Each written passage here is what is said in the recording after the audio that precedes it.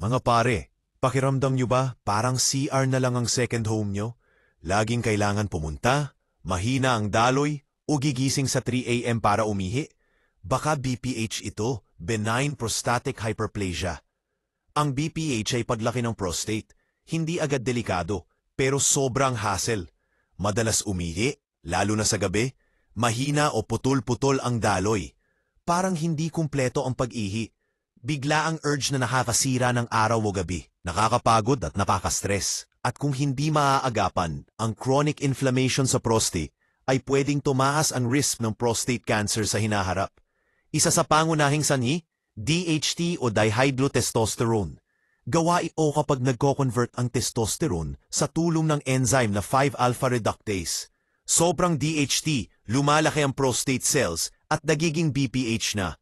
Sa naturopathic medicine, hinahanap natin ang ugat, hindi lang sintomas. Una, bawasan ang DHT naturally. Mga herbs tulad ng saw palmetto, pygeum at stinging nettle ay nakakatulong i-block ang sobrang DHT. Dalawa, balansehin ang hormones. Ayusin ang testosterone at panatilihin sa tamang level ang estrogen sa pamamagitan ng diet, liver support at exercise. Tatlo, suportahan ang prostate health. Anti-inflammatory na pagkain, omega-3s, at nutrients tulad ng zinc at vitamin D. Goal? Palitin ang prostate overgrowth, bawasan ang madalas na pag-ihi, at mabawasan ang long-term risks, kasama na ang posibilidad ng cancer nang hindi kailangan ng surgery o chemotherapy. Hindi kailangang kontrolin ng BPH ang buhay mo.